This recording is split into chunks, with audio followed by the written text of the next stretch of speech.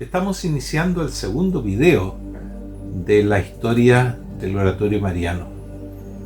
Hemos alcanzado a ver la niñez del padre Sergio, su conversión al entrar en el santuario de Schoenstatt en Bellavista, Santiago de Chile, y hemos visto también las consecuencias que tuvo el paso de Pirque cuando empieza su noviciado en Santiago de Chile el año 1956.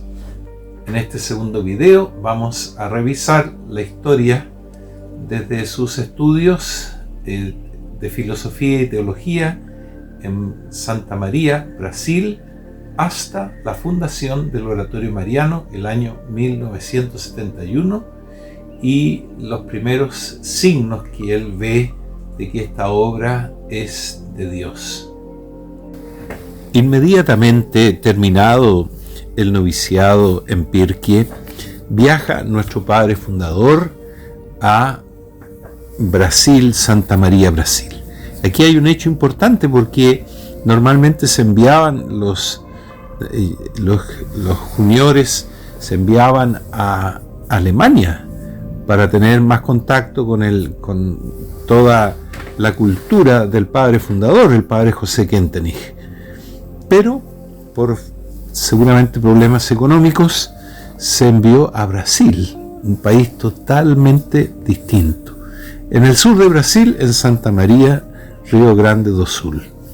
Y ahí entonces nuestro padre va a estudiar en un colegio Máximo Pallottino y va a tener ese contacto con el mundo de la pobreza, que va a ser un contacto muy, muy interesante, porque allí él va a permanecer un poco más de 6 años y estudia su filosofía y teología, pero crece en él como un gran amor a los pobres. Eso fue una cosa muy, muy interesante. Pero también empieza a meditar cómo poder acercar a ese mundo popular hacia la iglesia. O sea, un camino de autoeducación le llamó él. Y la palabra que va a usar va a ser la palabra odología. Entonces vamos viendo al padre tan joven cómo esa palabra odo, que significa camino, y logía, estudio, cómo hacer camino desde donde estoy hacia la máxima santidad. Va a decir que es un camino que dura toda la vida, y es un camino que lleva al cielo. Es gradativo, es como una escalera, pero eso va a ser muy, muy importante en esta etapa. Y ahí al final, en diciembre del año 1963, es ordenado diácono en la capilla de ese colegio Máximo Pallottino en Santa María.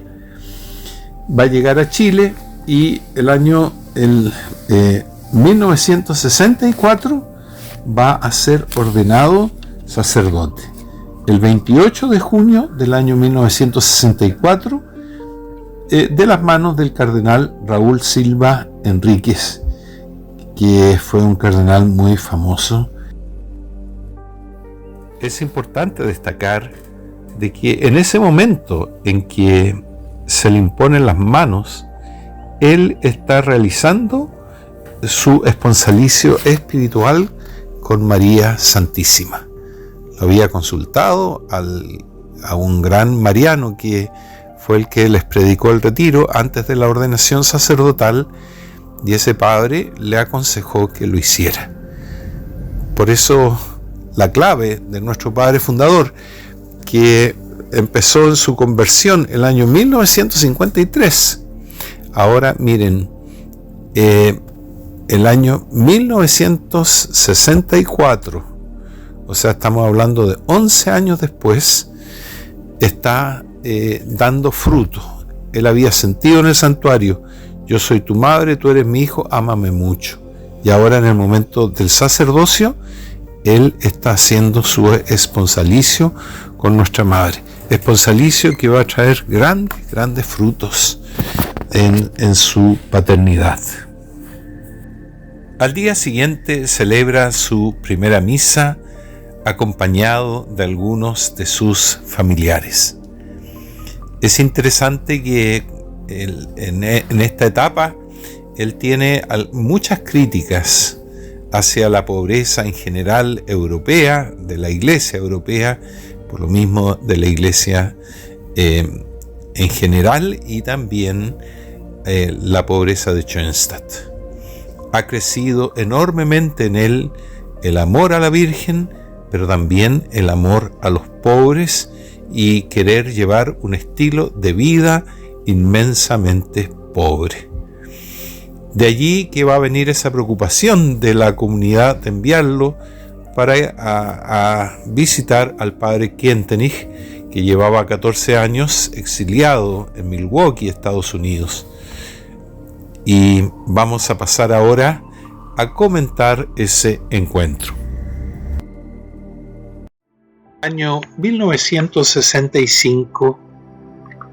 Viaja a Milwaukee nuestro padre fundador, padre Sergio, enviado por la comunidad de padres palotinos para encontrarse con el padre José Kientenich.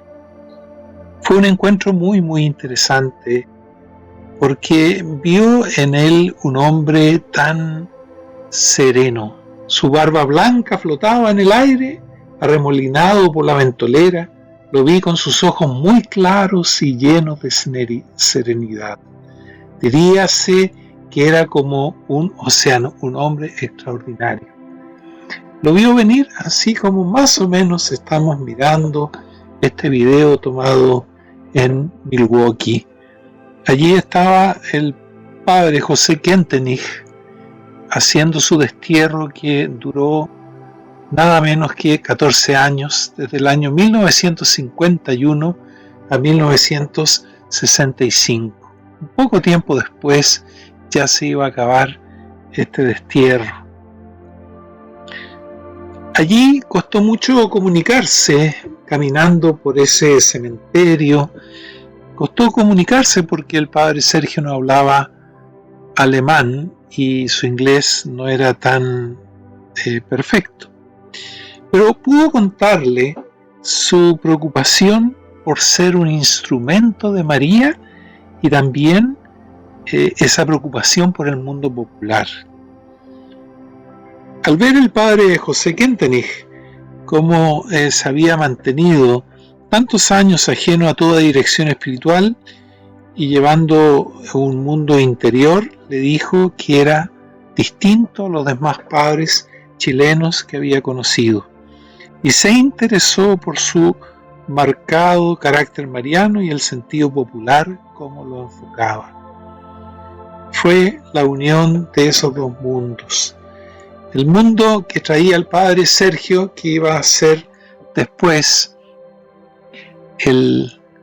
la fundación del oratorio, y miren, justo había una grutita de la Madre del Pueblo ahí en ese lugar.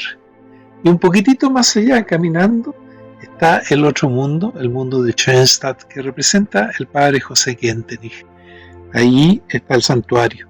Bueno, al final siempre se les pedía que firmaran algún recuerdo, y el padre tenía algunos recuerdos que había llevado fotografías para entregárselas a su mamá.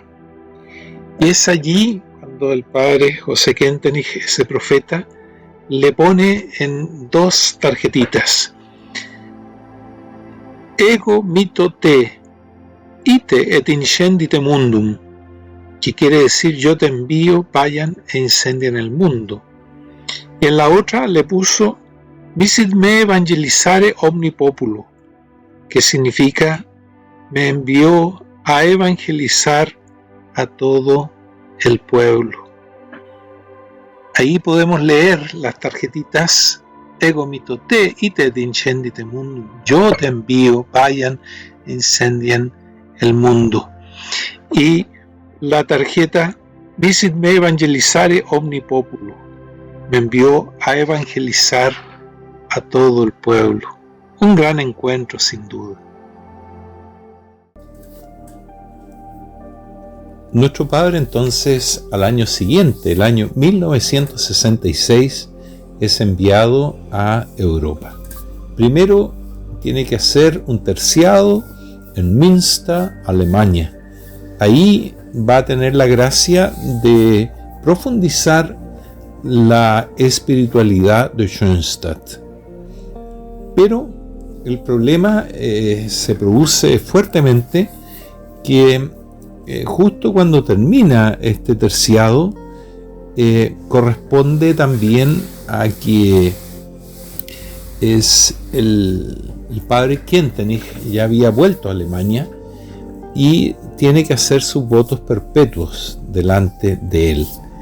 Pero nuestro padre consideró de que en general tenía como una forma muy personalista hacia el mismo padre Kentenich y él no sentía esa filialidad.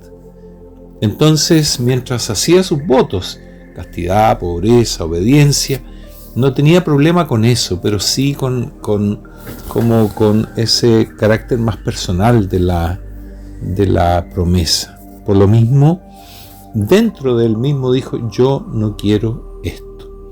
Y esto trajo un drama muy grande también, porque de alguna manera él fue sintiendo en la vida que él esos votos no habían sido válidos, y por lo tanto él en el fondo no pertenecía a Schoenstatt. De ahí inmediatamente va a estudiar a Friburgo, en Suiza, a ser un licenciado en teología que duró 1 año y medio. Un tiempo de mucha riqueza intelectual. Fue considerado una persona muy inteligente, un profesor de Biblia. Barthélemy quería tenerlo de secretario, pero los schoenstattianos decidieron que tenía que volver a Chile. Importante que al volver a Chile pasa nuevamente por Schoenstatt en Alemania y puede conversar unos minutos con el padre Kentenich, que justo ese día recibía muchas llamadas porque era el día en que había salido del campo de concentración de Dachau y por lo tanto estaba como un poco desconcentrado.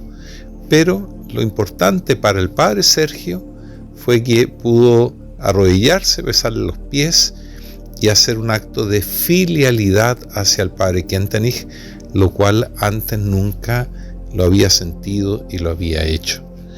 Y ese carácter filial lo va a llevar adelante toda su vida. Por eso a principios de junio de 1968 llega de vuelta a Chile. Y ahí ayudó en la campaña nacional de la peregrinación de la Virgen del Carmen en el norte de Chile. Siempre con mucho éxito en el pueblo, pero mucha crítica de parte de sus compañeros. Se integra al equipo pastoral del santuario de Maipú, pero de nuevo tiene problemas, no se siente que sus ideas sean acogidas, tiene como una manera distinta de ver el apostolado hacia el pueblo y por lo tanto tiene que abandonar ese lugar para finalmente integrarse al apostolado en Carrascal, en la parroquia de Carrascal que tenían los schoenstattianos en ese lugar. Y allí se van a fundar los grupos pre-marianos. Pero tenemos ya un trabajo prehecho que vamos ahora a pasar a mirarlo.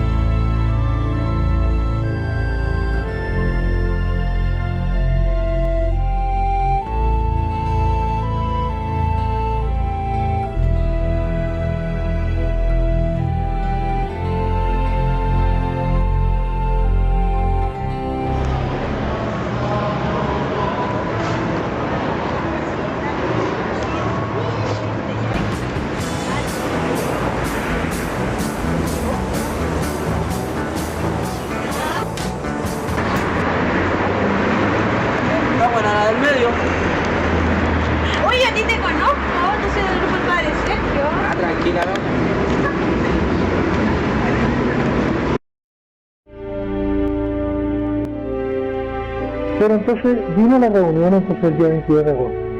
El 22 de agosto se celebraba litúrgicamente en aquella época la fiesta del dulce corazón de María. Entonces llegó el día, era una reunión, entonces era un día en que había una reunión de los padres en Carrascal. Ahí se encuentran. Y entonces ahí yo hasta ese momento me corría siempre y aquí ya cualquier día vamos a esa reunión. Entonces me agarraron, me tiraron un cuadrillazo. Me agarraron firme para una reunión y yo no me pude correr y fui a la reunión.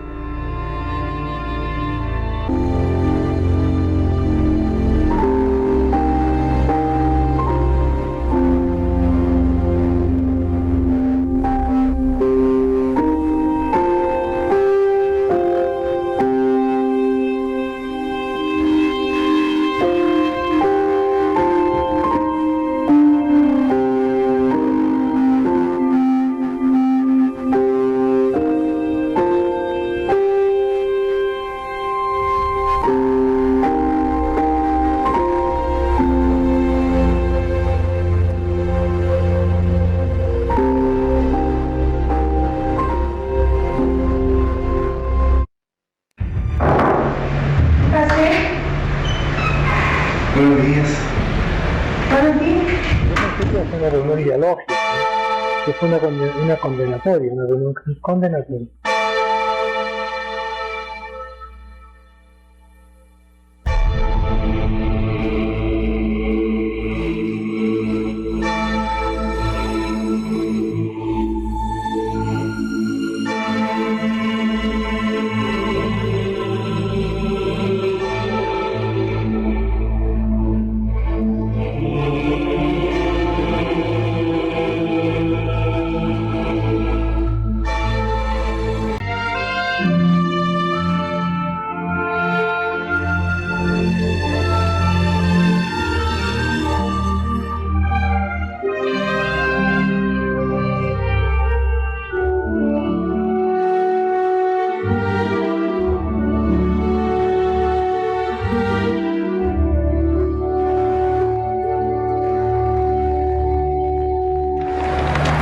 Bueno, no vengo con buenas noticias, vengo de la parroquia y finalmente sucedió lo que yo imaginaba.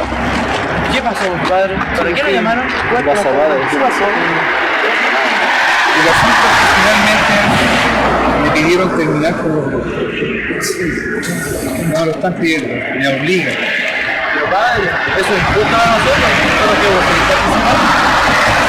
Esto yo lo veía venir. Es mi forma de trabajar. Créanme, chiquillos, que yo también les tengo cariño. Y esto para mí es algo muy doloroso. Pero les propongo algo. Hagamos un grupo de scout y continuamos todos juntos. No. Un grupo de carne que es. Comprar nosotros padres jugando en la vega con Guaripola. Nada que ver, pues ya estamos grandes. Sí, pues padre, ¿cómo se lo ocurre? Nada que ver esto. Nosotros queremos un grupo con espiritualidad, donde podamos vivir en torno a nuestra Santísima Virgen. Nosotros ya la queremos y nosotros la queremos junto a usted. Usted nos enseñó eso. Claro, me dejó muy contento de ver que ellos querían algo más, querían otra cosa distinta. Entonces, que algo espiritual. Y de ahí entonces yo les digo... Bueno, entonces formemos grupos marianos. Sí, un grupo mariano, donde nos reuniremos junto con nuestra Santísima Virgen. Y posiblemente salgan chiquillos que puedan apoyar la causa de Chosta. Eso, padre. Eso me parece bien. Sí, me parece bien. Sí. Es buena idea. Súper buena idea. Pero es más o menos la misma línea, ¿no? La misma línea, sí. Sí, todos seguimos. Ya. ¿Bien? La mejor solución. Parece lógico. Los grupos marianos pre-Schoenstatt fueron un éxito porque pasaron jóvenes que ya se educaron un poco más y pudieron pasar al movimiento de Schoenstatt. Entre ellos el padre Raúl Arcila, que ha sido director de Radio María y rector del Santuario Votivo de Maipú, un hombre muy cálido, muy importante, que salió de estos grupos. Ahora el Padre va a tener la capacidad entonces de tener ya, no son grupos chenstetianos, son grupos pre-chenstetianos, por lo tanto significa que hay una cierta libertad y hay una independencia también. Por eso consigue con el párroco de San Lázaro una casa que le presta el párroco ahí en la calle Grajales, que duró 15 días, pero se trasladan a la calle Vergara, todo esto en el centro de Santiago. Y allí entonces van a alcanzar a estar un poco más de tiempo, prácticamente 3 años. Y vienen los primeros grupos, que no todos pasaron a Schoenstatt, no habían querido pasar a Schoenstatt, y se forman estos grupos marianos. Uno de ellos era el de Cerrillos. Y bueno, el Padre tratando de sacar adelante estos chicos, pero se portaban pésimo. Por eso vino el día 29 de junio y que el Padre realmente se molestó mucho porque los chicos se habían portado pésimo. Era el grupo de Cerrillos. Se portaron pésimo y entonces él pasa al oratorio a rezar y hace una oración totalmente sentida que resultó ser la fundación del oratorio mariano, ya como un movimiento totalmente independiente de Schoenstatt, y no para que los chicos pasen a Schoenstatt, sino realmente algo distinto. Y esa oración significó el primer desafío, la primera piedra fundacional. El Padre rezó así: querida Madre, te ruego que te establezcas acá. O sea, pide a la Virgen que derrame sus gracias especiales como Madre del pueblo. Pero el día en que no haya ningún grupo mariano que se esfuerce por su autoeducación, entonces te pido que te vayas del oratorio, porque ya no tendrá razón de ser que te quedes con nosotros. Para eso están los otros santuarios marianos. Entonces, ¿qué va a significar esto? Va a significar un pedido de que la Madre se establezca en su imagen, pero en forma especial, y regalando ¿qué? Autoeducación. Le pedimos a la Virgen: Madre, quédate en tu oratorio, pero también nosotros tenemos que poner algo. Y ese algo, ¿qué es lo que es? Bueno, grupos marianos de autoeducación. Entonces ahí nace el oratorio. No fue una cosa de oficina, sino que un momento triste, difícil en la vida de nuestro Padre, y ahí entonces él le ofrece a la Virgen el signo que va a ser el corazón. Más adelante se va a llamar este momento primera piedra fundacional, el primer desafío de los grupos marianos de autoeducación. Inmediatamente vendrán consecuencias de esto y van a ser signos que la Virgen va a ir regalándole al oratorio, y lo vamos a meditar y en el siguiente momento que ya estaba preparado de antes.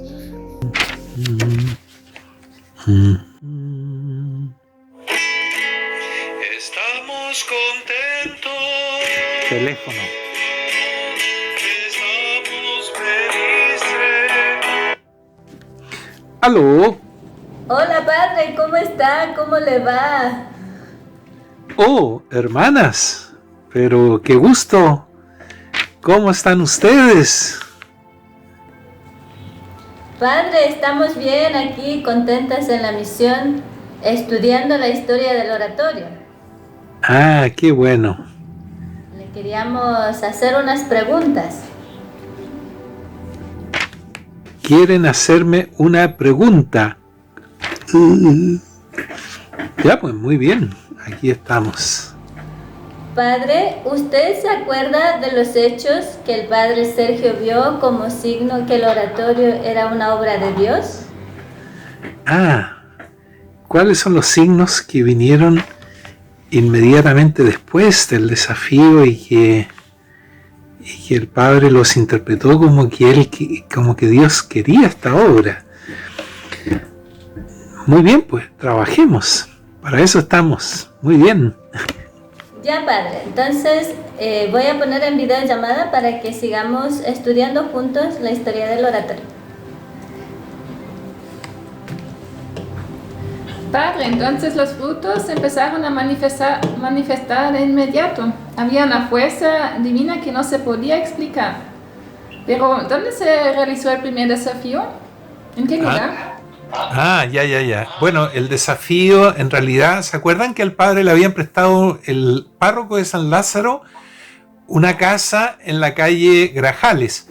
Pero se la quitó como a las 2 semanas. Entonces se fueron a una casa antigua que había donde está hoy día el actual colegio de las hermanas filipenses en la calle Vergara.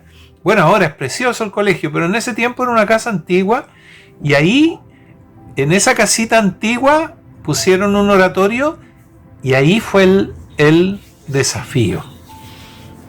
Padre, siguiendo con ese tema de los signos, el Padre Sergio nos decía que el primer signo fue el de un chico al que le llamaban Negro González, que era del grupo de los del barrio. El Padre decía que un día llegó con un palo de golf y se puso a discutir con un chico de otro grupo, el grupo de Cerrillos. Entonces el Padre le mandó que se fuera de la casa y el chico siguió discutiendo afuera y finalmente cerró la puerta así con un golpe y se fue de ahí. Claro, o sea que era complicado porque eran chicos que tenían muchos problemas también de drogas, ¿eh? Por ejemplo, otro día este famoso Negro González pensó que a lo mejor el Padre había pegado una cartulina de la Virgen, una imagen de la Virgen, pero pegada en la puerta, y él pensó que a lo mejor era una cartulina nomás, y vino y le pegó una cuchillada a la madre. O sea, con esas personas empezó el Padre Sergio. También otro día, con el resto del grupo, llegaron con una piedra grande, que aún está en el oratorio central, una piedra bien grandecita, y estuvieron como media hora o 3/4 de hora tratando de echar abajo la puerta. Imagínense, era como terrible. Estaban drogados con marihuana y todos se iban pasando la piedra, unos con otros, y ninguno se atrevió verdaderamente a tirarla. El último la tomó y tiró esta piedra fuertemente contra las baldosas de la vereda. Bueno, uno dice, bueno, ¿y dónde están los signos? Bueno, los signos es que mientras Schoenstatt partió inmediatamente con su primer acta de fundación pidiendo la santidad y ofreciendo un programa de autosantificación, el oratorio mariano partió como paso a paso, como le decimos nosotros, la odología. Paso a paso, pidiendo que fueran cambiando estos jóvenes y así que esta presencia que habíamos pedido a la Virgencita, Madre, quédate en tu oratorio, pero el día que no haya grupos marianos, bueno, que la Madre poco a poco se fuera estableciendo, cambiando el corazón de estos jóvenes. ¿Se acuerda que decía también que los muchachos iban cambiando de a poco? Después de rezar encontraban una paz especial en el oratorio, como pasó con el Cabo Gatica que decía, el suboficial, y que él decía que era ateo, pero después de jugar ping pong, así como por cortesía, se fue al oratorio. Entonces ve que él era gran ateo, pero ahí encontró esa gracia de conversión. Dice que cuando el Padre Sergio entró, vio llorando como un niño a él, y después él hizo como eso que le rinden honores, ¿cierto? Eso, a la madre. Sí. Claro, es impresionante, porque ese hombre fue a puro jugar ping-pong, pero al final le dijeron, no, aquí todos tienen que rezar al final. Así que lo llevaron al oratorio y ahí mientras estaban todos rezando en voz alta, con la luz apagadita, todo como se reza en el oratorio, con las velitas, él, mientras rezaban todos, empezó a llorar y emocionado dijo: hoy he empezado a creer, gracias madre mía, hoy he empezado a creer. Y se cuadró dando como los militares así delante de ella. Bonito, ese era así que un signo fuerte, ¿no es cierto? Y un tiempo después nos llegó también una religiosa que estaba viviendo un tiempo de sequía espiritual. Y bueno, ella parece que era sacristana en su comunidad y bueno, todos los días arreglaba el altar, pero no sin sentir su fe. Entonces cuando estaba en el oratorio, como que se sintió que la madre la miraba, ¿o no? Claro, porque, y el padre, ¿por qué sintió tan fuerte que era un signo de Dios? Porque primero era una sacristana que estaba totalmente como acostumbrada a estar delante del Santísimo, delante de las cosas de Dios, y pero estaba en una sequía total, no sé, una monjita seguramente muy buena, como todas las monjitas, ¿cierto? Y entonces ella siente que la Virgen la mira, pero si uno mira la imagen, la Virgen está mirando hacia lo alto. Entonces era un signo muy fuerte de que la madre se estaba haciendo presente en las personas que llegaban ahí. Bueno, en la gran mayoría de los jóvenes se iban produciendo muchos cambios que los iba acercando, pero poco a poco, como a una vida más cristiana. Pero lo más lindo que empezó a pasar en la casa del oratorio es que empezó a haber vida espiritual. Fíjense que el padre hacía muchas veces, incluso más de una vez a la semana, vigilia toda la noche con los chicos. ¿Y qué es lo que hacían? Rezaban, estaban un rato en el oratorio, después iban a comer, típico de hombres, y después jugaban ping-pong un rato, después volvían a rezar, y así estaban toda la noche. Es una cosa increíble, y también un esfuerzo tan grande de nuestro padre de hacer toda la noche con estos jóvenes. También habían misas que duraban como 3 horas, con testimonios, con cantos, también habían vía crucis y meditaciones largas que eran dirigidas. Entonces uno se iba notando claramente que ya había un cambio muy grande en torno a estos jóvenes y en relación a los que habían comenzado, por ejemplo, como el pobre Negro González. Bueno, esos fueron los primeros signos un poquitito que nuestro padre vio, esos hechos que el padre los interpretó. Nuestra madre está aquí, porque esto es imposible que ocurra si es que ella no está presente en su oratorio. Padre, qué importante es estudiar las raíces del oratorio, comprender cómo Dios iba obrando en el Padre Sergio, en nosotros. Sí, es verdad, es muy verdad. Quizá falta una cosita. Yo se la voy a preguntar a ustedes. Vamos a ver, hermanas, aquí. ¿Cuándo cambia el Padre Sergio la imagen de la Mater Ter Admirabilis de Schoenstatt por la imagen de la Madre del Pueblo que se venera hoy? Creo que fue el año 69, ¿no? Cuando el Padre Sergio decide crear los grupos marianos de Schoenstatt. Y ahí creo que cambió la imagen porque los grupos marianos, aunque se preparan para Schoenstatt, ya no eran directamente de Schoenstatt. Muy bien, hermano, muy bien. Hermana, se pasó. Sí, toda la razón. Así fue. Cuando el padre empieza ya los grupos pre-Schoenstatt, o sea, ya no eran grupos estrictamente schoenstattianos, aunque eran para que entren a Schoenstatt, ya cambió la imagen.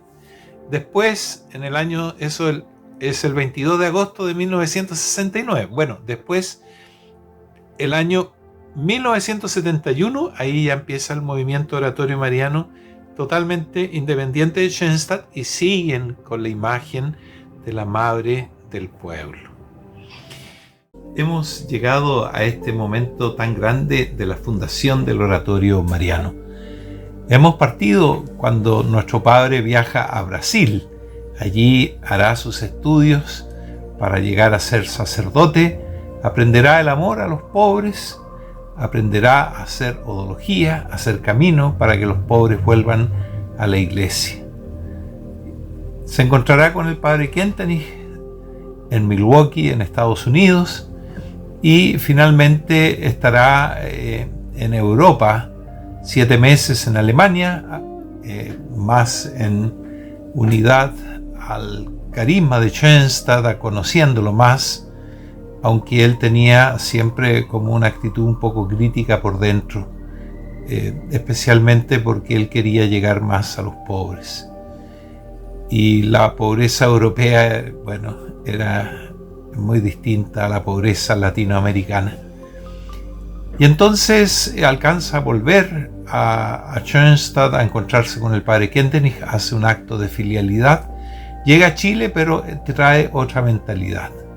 No se adecúa bien a la forma de trabajo con los padres de Schoenstatt, y finalmente funda los grupos pre-schoenstattianos. Son grupos marianos, son independientes, incluso cambia la imagen de Schoenstatt por la imagen de la madre del pueblo, que va a ser la imagen que va a venerar después el oratorio mariano. Y allí entonces, finalmente, a pesar de que esos grupos sí introdujeron a varios jóvenes a Schoenstatt, va a fundar el 29 de junio del año 1971 el oratorio mariano. Volveremos en un tercer video a continuar la historia del oratorio mariano.